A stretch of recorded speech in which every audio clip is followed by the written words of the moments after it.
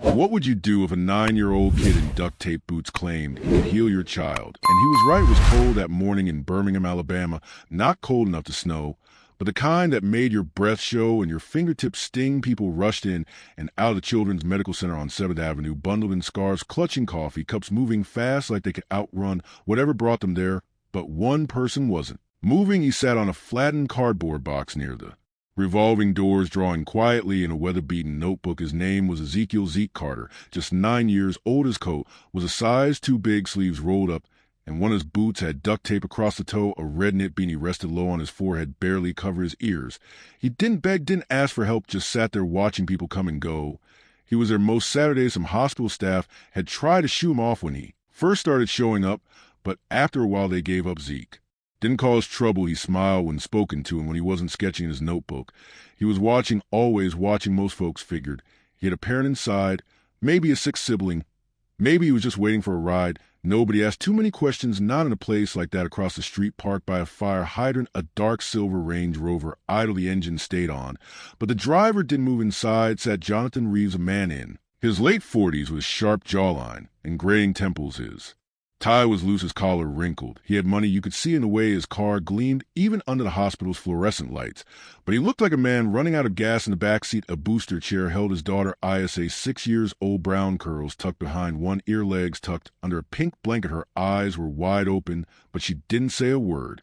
The accident had changed everything. 1 minute she was climbing trees and racing her cousins in the backyard, and next she was paralyzed from the waist down, sitting in silence. Jonathan opened the back door, scooped her up carefully, and carried her toward the entrance. He didn't notice Zeke. At first, most people didn't, but Zeke noticed him. He saw the way Jonathan held her like she might fall apart, the way her eyes stayed fixed on the sky, avoiding the building. Zeke stared longer than usual. Then, just before they passed, he stood up and called out, "Sir, I can make your daughter walk again." Jonathan stopped mid-step, not because he was offended or confused, but because of how the words were said, not like a sales pitch, not like a joke, just soft, clear, and serious, like Zeke believed it completely. Jonathan turned, eyes narrowed. "What did you just say?" Zeke didn't flinch. He stepped forward, tucking his notebook under his arm. "I said, I can help her walk again." Jonathan stared at him, his arms tightened around Isla. "That's not funny, kid." "I wasn't joking." Zeke's voice didn't shake. There was no smile, just that same quiet tone of grown-up kind of stillness in a kid's body. Jonathan looked down at Zeke's clothes, his taped-up boot, the cracked lenses of the glasses hanging from the boy's shirt collar. This had to be some weird coincidence, maybe even a scam. He turned and walked inside without another word. But inside, he couldn't stop thinking about it, the way the kids said it, not with hope, not with doubt, but like it was a fact. But something about that voice stayed stuck in Jonathan's head, and it was going to keep pulling at him until he came back. Jonathan tried to forget about the kid for the next few hours. He sat through essays, appointments, nodding through updates from therapists, neurologists, and specialists, all of them using the same phrases they always did: managing expectations, long road ahead, miracles take time. He'd heard it all, but Zeke's words kept repeating in his mind like a stubborn itch. "I can make your daughter walk again." By early afternoon, Jonathan and Isla stepped out of the building. The sun had broken through clouds, but the cold was still sharp. He walked toward the car, cradling Isla as usual, when he noticed Zeke again, still there, same box, same notebook, except this time he was looking right at Jonathan, like he knew he'd come back. Jonathan hesitated. He glanced at Isla. Her head rested on his shoulder, eyes closed, her body was light, too light for a kid her age. He turned. "You again," he muttered, walking over. "Why would you say something like that? You think this is funny?" Zeke shook his head slowly. "No, sir, you don't even know her." Jonathan snapped, lowering Isla gently into the back seat. "You don't know what she's been through. You don't know what we've been through." Zeke didn't back down. "I don't have to know her to help." Jonathan straightened up. "You're what, 9, almost 10? Exactly. You're a little boy sitting outside a hospital with duct tape on your shoes. What could you possibly know about helping someone like my daughter?" Zeke looked down, his fingers tracing the edge of his notebook. "My mommy used to help people walk again," he said quietly. "She was a physical therapist. She taught me stuff. She said the body remembers things even when it forgets for a while." Jonathan stared at him, the skepticism hardening in his chest. "So what, you watched her do some stretches, and now you think you're a doctor?" "I watched her help a man walk after being in a chair for 5 years.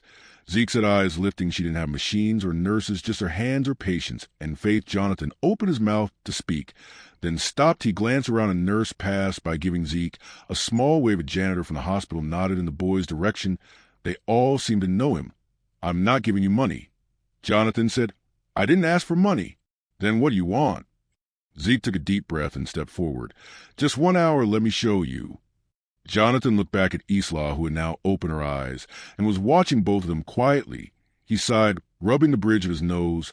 I should walk away right now, Zeke. Didn't move, I should call security. Jonathan added. Still, the boy stayed silent. Jonathan finally huffed, fine. You want to waste your time? Kid, meet us at Harrington Park tomorrow noon. Don't be late, Zeke.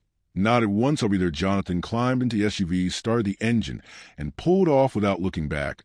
But in the rear-view mirror, Zeke was still standing there, hands at his sides, face unreadable. Back at home, after dinner, Jonathan sat in his home office. Papers were spread across his desk.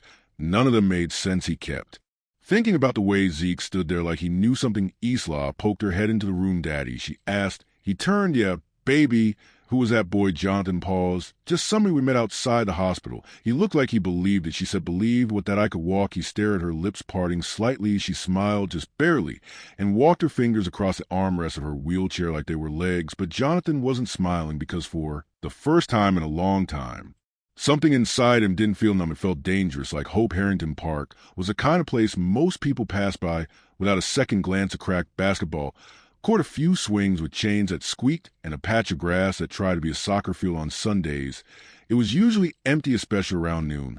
But that day, Zeke was already there, sitting on the bench closest to a big oak tree. He wore the same oversized jacket, but his notebook was tucked away instead. He had a small gym bag at his feet and a folded towel on the bench. Jonathan's SUV pulled up. He didn't say anything at first, just got Isla out, set her gently in her wheelchair, and wheeled her over to where Zeke sat. He didn't make eye contact. His arms were crossed tight, like he was already regretting being there. Zeke stood up when they arrived. Hi again, he said politely. Jonathan gave a stiff nod. Isla waved shyly. Zeke smiled at her. Hi, Isa. Her eyes lit up a little. Hi. Jonathan raised an eyebrow. How do you know her name? You said it yesterday. Zeke replied. I remember stuff. Jonathan didn't respond. He just gestured at the towel. So what now, magic carpet ride? Zeke ignored the jab. No, sir, just the basics. He opened his bag and pulled out a pair of socks, a tennis ball, a small jar of cocoa butter, and a plastic container filled with what looked like warm rice wrapped in cloth. Jonathan squinted. What is all that stuff? My mom used it, Zeke answered. The rice is for heat, helps loosen tight muscles. The ball is for pressure points. Jonathan folded his arms again. Zeke turned to Isla. If it's okay, can I work with your legs for a little while? Nothing hurts, I promise. And if anything feels weird, just say stop, okay? Isa looked up at her dad. He sighed. You can try. Just be careful. Zeke knelt down beside her chair. He gently unwrapped the blanket from her legs and placed a warm cloth rice pack over her thighs. Isa flinched slightly. Too hot? He asked. She shook her head. It feels good. Zeke nodded and waited. After a few minutes, he began to gently move her legs, not yanking, not forcing, just small rotations side to side, up and down. Jonathan watched closely, ready to jump in if something went wrong. But nothing did. You ever do this before? He asked suspiciously. Zeke didn't look up. My mama used to take me to shelters after school. She helped veterans, folks who couldn't afford therapy. Said, everybody deserves to feel human again. I used to carry her bag. Jonathan raised an eyebrow. And she taught you this stuff?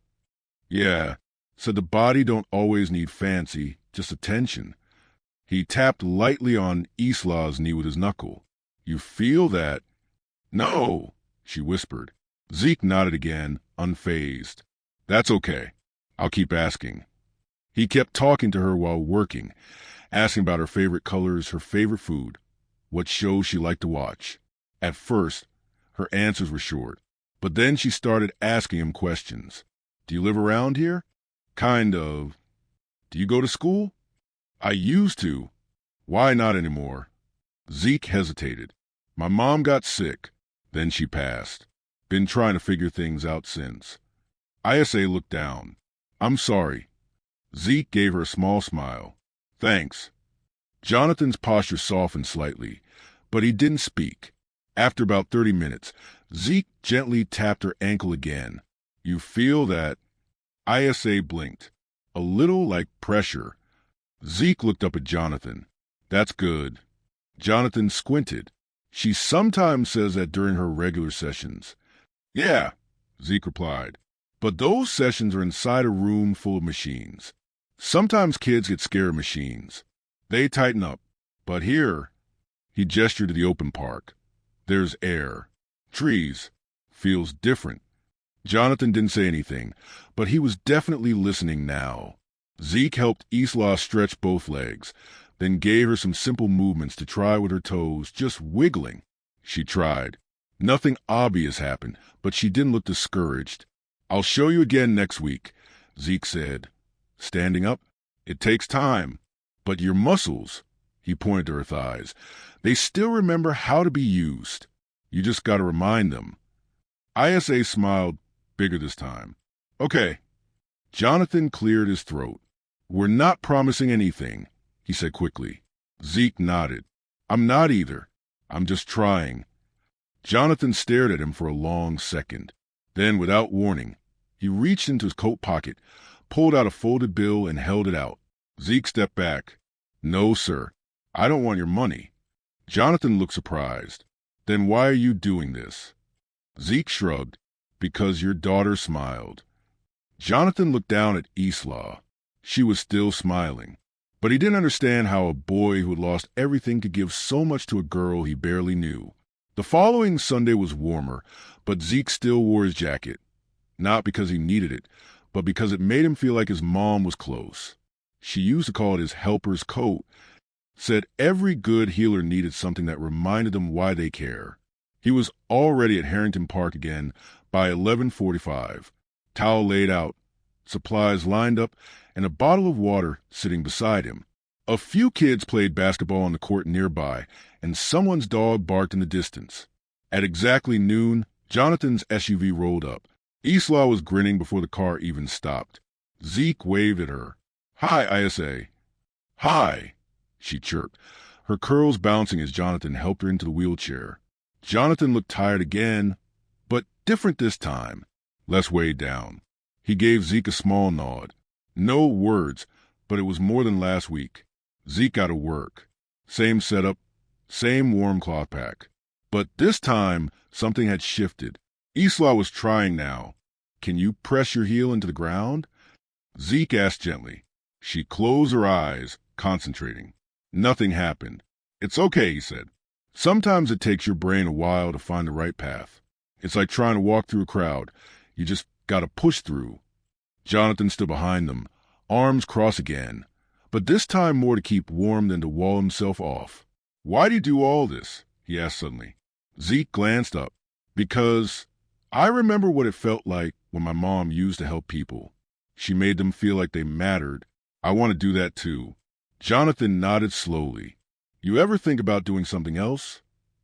Sometimes, Zeke said, but this feels right. Jonathan looked at Isla. She was tapping her toes. Barely, but they moved. For the first time. He didn't speak. He just watched. The next few weekends, they kept coming same time, same place. Zeke taught Isla how to use rubber bands to strengthen her ankles. He rolled tennis balls under her feet to help her brain remember where they were. He showed Jonathan how to massage pressure points behind her knees and explained how each nerve had a job to do, even when it went quiet. And then came the bad day. It was a fourth Sunday. Zeke showed up like always, but when the SUV pulled up, Isla wasn't smiling. Her eyes were red. Jonathan looked angry.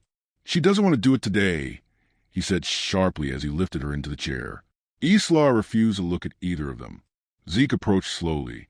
What happened? Isla crossed her arms. I tried to move my legs this morning, and nothing happened. Nothing. I'm tired of trying. It's pointless. Jonathan looked away, jaw tight. She's been frustrated all weekend. Zeke nodded. He knelt beside her again. You think I never get tired? She didn't answer.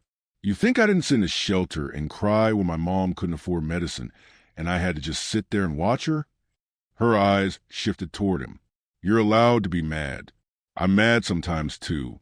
But if you stop now, the part of you that wants to walk might stop trying too. She stared at the ground. I don't want you to give up, he said softly. Because I haven't. Silence. Then Isla whispered, I'm scared. Jonathan turned. That was the first time she'd said that out loud. Zeke leaned in closer. I am too. But scared don't mean stop. It just means you're close to something big. Isla wiped her face. Okay, let's try again. And they did. Zeke guided her through the motions, gently, with less talking this time. Just presence. Patience. Jonathan stepped in more too, helping her shift weight, encouraging every small twitch. After 30 minutes, Isla moved her right foot. Not a toe, her whole foot. It slid forward, slow and stiff, but it moved. Jonathan knelt down beside her, blinking like he wasn't sure he'd seen it right. Do it again, he said. She did. Zeke smiled but didn't say anything. He just sat back and watched. Later that night, Jonathan stood outside his house on Crestview Drive, staring at the moon. He'd stopped asking himself who Zeke really was. The question didn't matter anymore.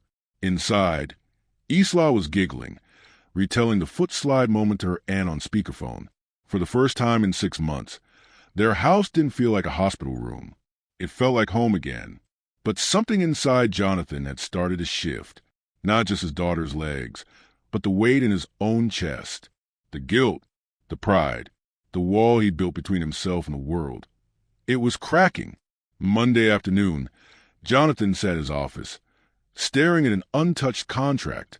His phone buzzed every few minutes, emails, calls, client updates. But none of it felt urgent anymore. What kept looping in his mind was that moment in the park. Isla's foot sliding forward like it belonged to her again. He'd seen it with his own eyes. And the person who made it happen was a 9-year-old with taped-up boots and no last name he'd ever heard before. He opened a new browser tab and typed, Ezekiel Carter Birmingham. Nothing came up except a few scattered results. He clicked through old local newsletters and school databases. A few mentions of Zeke and his mother, Monique Carter, at a community clinic. No address. No recent info. He shut the laptop and leaned back. This kid was a ghost, except he wasn't. By Saturday, they were back at Harrington Park. But things felt different now. Jonathan brought an extra mat and a fold-out chair. He handed Zeke a sandwich when they arrived. Didn't say anything about it. Just placed it beside his gym bag. Zeke gave a small thanks and tucked it away for later. Ready, Isla? He asked. She gave a big thumbs up. Let's do it. They got into the routine. Heat packs, stretches, toe flexes. Today, Jonathan joined in fully. He sat cross-legged on the grass, doing each motion Zeke explained. Even messed it up once. You're bending the wrong way, Zeke said with a grin. Jonathan gave him a side eye. I haven't stretched since college. They laughed. Even Isla. About 20 minutes in, Zeke leaned forward. All right, Isla, let's try something different. He unfolded a belt from his bag and placed it under her knees, showing Jonathan how to hold each end. She's going to try to lift both knees now. Just a little. We help balance her. She controls the movement. Jonathan blinked. You sure? Zeke nodded. She's ready. They gave her a few seconds. Her brow tightened. Eyes narrowed. She grunted softly, and then her knees lifted. Slightly. Barely an inch. But they lifted. Jonathan looked at her, stunned. You did that. She smiled. I did it. He swallowed hard. You really did it. Zeke nodded slowly, eyes on the belt. See? The body remembers. You just have to be patient enough to let it talk. Jonathan looked at him. You're something else, kid. Zeke didn't respond, just started gently guiding Isla through the next stretch. After the session, as they packed up, Jonathan crouched beside Zeke. Where do you go after this? Zeke shrugged. Around. Jonathan lowered his voice. You got a place to sleep? Zeke hesitated, then said, Sometimes. Jonathan exhaled slowly, rubbing the back of his neck. You ever think about coming to stay with us for a while? Zeke's eyes widened. You serious? I got a guest room. You wouldn't be in the way. Zeke looked down at his hands. You sure your neighbors wouldn't mind a kid like me? Jonathan gave a short laugh. Man, after what you've done for my daughter, they'd better not say a word. Zeke didn't answer right away, but Jonathan could see the wheels turning. The next morning, Zeke stood outside Jonathan's home, backpack slung over one shoulder, a rolled-up blanket tucked under his arm. Jonathan opened the door in sweatpants and a coffee mug in hand. Right on time, he said. Isla ran to the front hallway. Zeke! He smiled. Hey, superstar. Jonathan stepped aside. Welcome home. The days that followed were quiet but meaningful. Zeke got his own room, a soft bed, clean sheets, a small desk. He didn't say much, but he never missed a morning stretch with Isla. She was moving both feet now, not walking yet, but the wheels were turning. Her brain was reaching out to her legs like it remembered the connection. One night, as Jonathan cleaned dishes, he paused and leaned on the counter. Zeke, he said over his shoulder, you ever think about going back to school? Zeke, who was sketching at the kitchen table, glanced up. Sometimes. Jonathan nodded. You're smart. You could go far. Zeke tilted his head. I want to help people walk again, like my mama did. Jonathan turned to face him. Then let's figure out how to get you there. Zeke gave a small smile. Okay. They didn't say much more that night. They didn't need to, but for the first time in years, the Reeves household wasn't full of silence. It was full of small noises that meant life. Footsteps, laughter, scribbles, and healing. It started with a nurse from the Children's Medical Center. She was walking her dog through Harrington Park one Sunday morning and spotted a familiar face. Isla. She hadn't seen her outside her wheelchair in months, let alone smiling, lifting her knees, moving her toes, and standing beside her was the same quiet kid who used to sit by the hospital doors every weekend. She didn't interrupt, just watched from a distance for a while. Then she went home and told her sister, who happened to work in patient services. A few days later, a physical therapist at the hospital mentioned to Jonathan, Hey, someone told me Isla's improving. That true? Jonathan nodded. Yeah, thanks to someone we weren't expecting. Word spread fast. The next time they showed up to Harrington Park, 2 other families were waiting at the bench near the big oak tree. One had a boy who used a walker.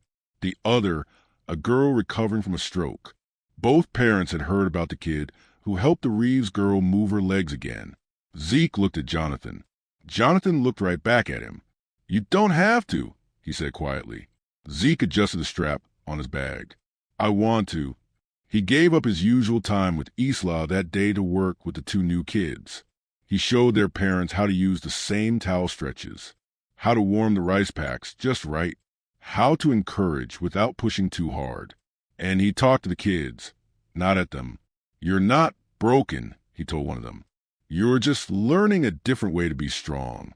Isla watched everything from her wheelchair, her hands folded in her lap. She didn't complain once. Later that afternoon on the drive home, she said, I like watching him help people. Jonathan glanced at her in the rear-view mirror. Yeah, he said. Yeah, it makes me feel like I'm part of something good. He smiled. By the next weekend, 5 families showed up. The week after that, it was 11. A local pastor brought folding chairs. A nearby diner started dropping off bagels and coffee.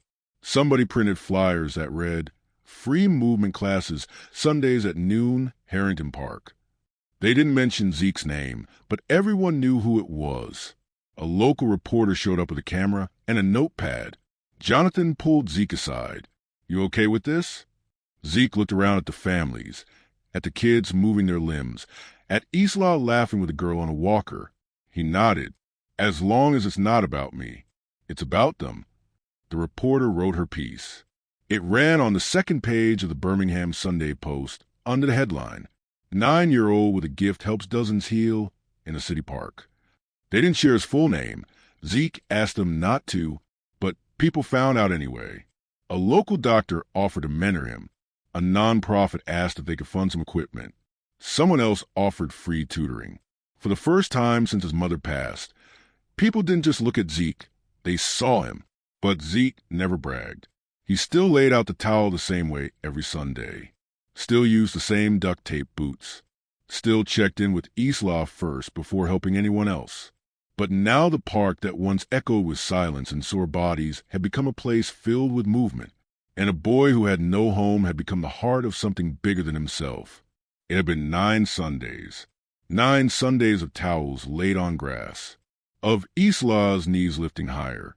Of small victories shared with strangers who become something closer to family. But this Sunday was different. Zeke could feel it before they even pulled up to the park. The air was warmer. The trees swayed a little slower. Even Isla was quieter in the back seat, focused, almost like she was preparing for something big. When they arrived, a small crowd had already formed. Nothing loud or flashy, just families setting up folding chairs, therapists kneeling in front of kids, parents with hopeful eyes. And right in the middle of it all was that same worn-out bench under the oak tree. Zeke didn't say anything at first, just unpacked his bag, rolled out the towel, and gave Isla a look. "You ready?" She nodded. No smile. Just that look again, serious, determined. Jonathan wheeled her to the center of the mat. Zeke knelt in front of her. Same as before, he said softly. "We help you stand. You do the rest." Jonathan moved behind her and placed his hands under her arms. Zeke took her legs, guiding them gently into place. "Okay," Zeke whispered. "On 3. She closed her eyes. 1, 2, 3. Jonathan lifted. Zeke steadied her knees. And then she stood. Her legs trembled. Her arms shook. But she was up on her own 2 feet. The crowd fell silent. Some kids gasped. One mother clapped a hand over her mouth. Isla opened her eyes slowly and smiled. "I'm standing." Zeke blinked back something in his eyes. "Yeah, you are." Jonathan froze for a second like he couldn't breathe. Then he let go. She stayed up. He stepped back, shaking. She's doing it." Zeke stepped back too, just a little. "She's been doing it." Isla took one shaky step, then another, and then, because she was 6 and brave and didn't know how to be afraid, she took a 3rd step, all on her own, before falling into her father's arms. He caught her, laughing, crying, his hands trembling as he held her. "You did it," he whispered. "You really did it." Isla turned to Zeke. "You said I would." He gave her a small grin. "I said we'd try." That afternoon, nobody left the park in a hurry. People stayed, talked, hugged. Some prayed. Zeke sat back on the bench and watched it all. He didn't say much. He never did. Later that night, Jonathan stood in the kitchen while Zeke poured cereal in a bowl. "You know you changed everything," he said. Zeke didn't look up. "I did." Jonathan walked over and placed a hand on the boy's shoulder.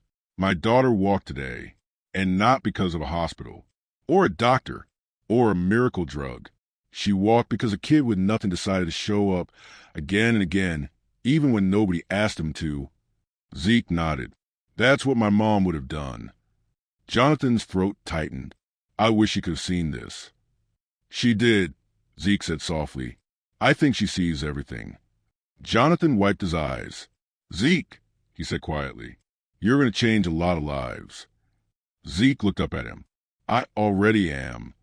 There are people in this world who might not have fancy degrees, shiny resumes, or a perfect past, but they carry something far more valuable, heart, grit, and a reason to keep showing up. Sometimes the most broken people are the ones holding the tools to help others heal. If this story moved you, don't just keep it to yourself. Share it. And if you know a kid like Zeke or a girl like Isla, tell them this. You matter. You're needed.